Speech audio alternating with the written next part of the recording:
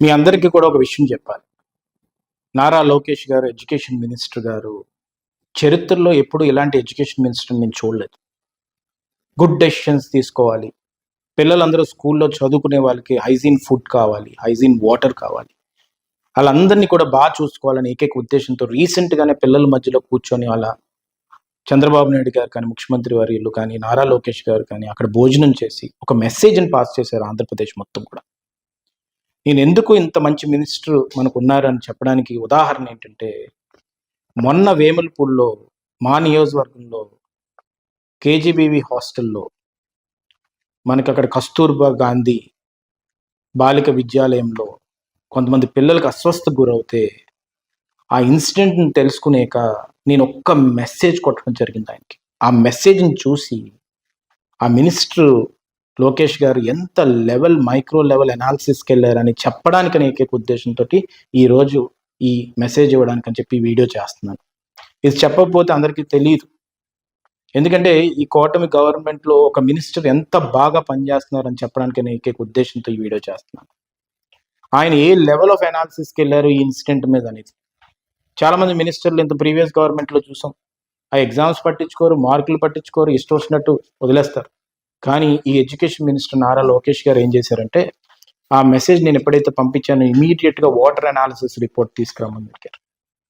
ఎవరన్నా పిల్లలు హాస్పిటల్లో ఇమీడియట్గా వైద్యం చేయించేసి ఇంటికి పంపించండి, హాస్టల్ మనం చూసుకోవాలి, జాగ్రత్త చూసుకోండి ఏదో నార్మల్ లాంగ్వేజ్లో చెప్పేస్తారు. కానీ ఒకటే చెప్పారు ఆయన అధికారులకి, ఇక్కడ కలెక్టర్ కానీ ప్రతి ఒక్కరికి కూడా, ముందు దీనికి బాధ్యత వహించిన వాళ్ళు ఎవరైతే నెగ్లిజెన్స్ ఉందో ఆ నెగ్లిజెన్స్ ఉండే వ్యక్తిని ముందు అర్జెంటుగా సస్పెండ్ చేయమన్నారు.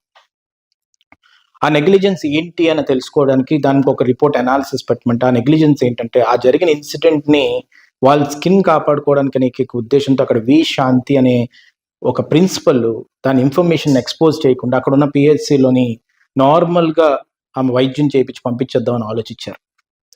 అది తెలుసుకొని ఆమెను ఇమీడియట్గా సస్పెండ్ చేయడం అనే ఏకైక ఉద్దేశం ఏంటంటే, దాని వెనక ప్రతి ఒక్కరికి ఒక మెసేజ్ ఇవ్వాలి. స్ట్రింజెంట్ రూల్స్ గవర్నమెంట్లో ఉన్నాయి. పిల్లల ప్రాణాన్ని స్టేక్ మీద పెడితే కానీ, పిల్లల ప్రాణాలని ప్రాబ్లం చేస్తే కానీ వాళ్ళ కఠిన చర్యలు ఉంటాయని ఏకైక ఉద్దేశంతో ఇది చేయడం జరిగింది. దీని మీద మళ్ళీ ఒక రిపోర్ట్ జనరేట్ చేసిన తర్వాత యాక్షన్ తీసుకున్నారు. అందుకో ఆ ప్రిన్సిపల్ గారు దాన్ని ఎక్స్పోజ్ చేయకుండా దాయడం వల్ల ఆమెకి ఈ పనిష్మెంట్ రావడం జరిగింది. అయితే ఇప్పుడు ఈరోజు చూసుకుంటే ఆయన ఏ లెవెల్ ఆఫ్ అనాలిసిస్కి వెళ్ళారంటే, వాటర్ అనాలిసిస్ రిపోర్ట్ అని ఒక రిపోర్ట్ తీసుకొచ్చారు. అది ఇక్కడ అయ్యన్న పాత్రుడు గారు కానీ, మీరు కానీ, లేకపోతే ఎవరైనా కానీ ఆ ఫుడ్ బాగుందా, హాస్టల్లో పరిసరాలు ఎలా ఉన్నాయి, అక్కడ ఏం నడుస్తుంది, ఇవన్నీ మేము చెక్ చేస్తాం. కానీ వాటర్ అనాలిసిస్ రిపోర్ట్ తెప్పించాలన్న ఆలోచన మాకు రాల. ఆయన ఇమీడియట్గా ఆ వాటర్ అనాలిసిస్ రిపోర్ట్ తీసుకురావడం వల్ల this drinking water is unsatisfactory for drinking purposes. The presence of MPN count of coliform bacteria ఉంది కాబట్టి is unsatisfactory for drinking purpose అని చెప్పి క్లియర్గా ఈ రిపోర్ట్లోని రాయడం జరిగింది. OHT overhead tank water is nil residual chlorine. So periodical cleaning of OHT and regular adequate chlorination with ISI grade bleaching powder, sodium hypochlorite solution is suggested అని చెప్పి ఒక report ఇవ్వడం జరిగింది.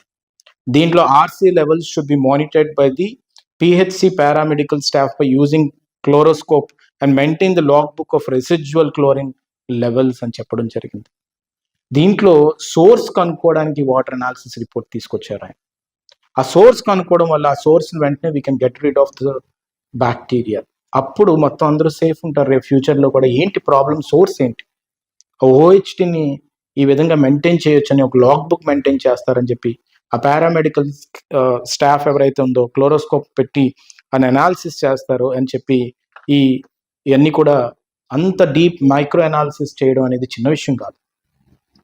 ఈరోజు ఒక మెసేజ్ అవే మినిస్టర్ కాబట్టి, ఒక వాట్సాప్ కాల్ అవే minister కాబట్టి ఇమీడియట్గా స్పందించి ఈరోజు ఈ ప్రాబ్లంకి ఒక సోర్స్ని కనుక్కొని దాన్ని రెక్టిఫై చేసే విధంగా మాకు ఆ రిపోర్ట్ని పంపించి, దాంతోపాటు ఆ పిల్లల్ని బాగోగులు చూసుకోమని చెప్పి ఆ పిల్లలు వైద్యం అయిపోయిన తర్వాత సేఫ్గా హాస్టల్లో అన్ని పరిసరాలను కూడా ఒకసారి అక్కడికి వెళ్ళి కూడా అందరూ కూడా చూసి చెక్ చేసి దాని రిపోర్ట్ కూడా సబ్మిట్ చేయమని చెప్పారు. సో ఇలాంటి మినిస్టర్ ఉండడం ఆంధ్రప్రదేశ్కి అదృష్టంగా భావించాలి. ఇలాంటి ఎడ్యుకేషన్ మినిస్టర్ ఉండడం అనేది ఫ్యూచర్ కిడ్స్ అందరికీ కూడా మంచి ఫ్యూచర్ ఉంటుందనే ఏకైక భావంతో ఈ మెసేజ్ అందరికీ తెలియాలి. ఇలాంటి మైక్రో అనాలిసిస్ లెవెల్లో మీ అందరికీ కూడా ఒక హెల్తీ ఎకో సిస్టమ్ మెయింటైన్ చేయాలనే ఏకైక ఉద్దేశంతో ఈరోజు ఎడ్యుకేషన్ మినిస్టర్ గారు భావిస్తున్నారు. దానికి ఈరోజు వి శాంతి గారు ప్రిన్సిపల్ గారిని ఇమీడియట్గా అక్కడి నుంచి తీసేయడం జరిగింది. హాస్టల్ కూడా బాగా మెయింటైన్ చేయాలని చెప్పి ఆర్డర్స్ ఇవ్వడం జరిగింది. పిల్లలు సేఫ్గా ఉండాలని హెల్త్ రిపోర్ట్ తీసుకొచ్చి వాళ్ళ బాగోగులు కూడా వాళ్ళని పర్సనల్గా చూడడం జరుగుతుంది. అలాగే వాటర్ అనాలిసిస్ రిపోర్ట్ని పంపించి ఈరోజు ఏ బ్యాక్టీరియా వాటర్లో ఉంది, దానివల్ల డైజెస్టివ్ సిస్టమ్లో ఏం ప్రాబ్లమ్స్ వస్తాయి, డయేరియా ఏ విధంగా ఈ సోర్స్ నుంచి వస్తుందని చెప్పి ఆ సోర్స్లో కూడా మనం క్లీన్ చేసుకొని అన్ని విధాలుగా కూడా ఓవర్ హెడ్ ట్యాంక్ని ఇమీడియట్గా చేసుకొని మనం ముందుకెళ్ళొచ్చు అని చెప్పి ఒక రిపోర్ట్ పంపించడం జరిగింది.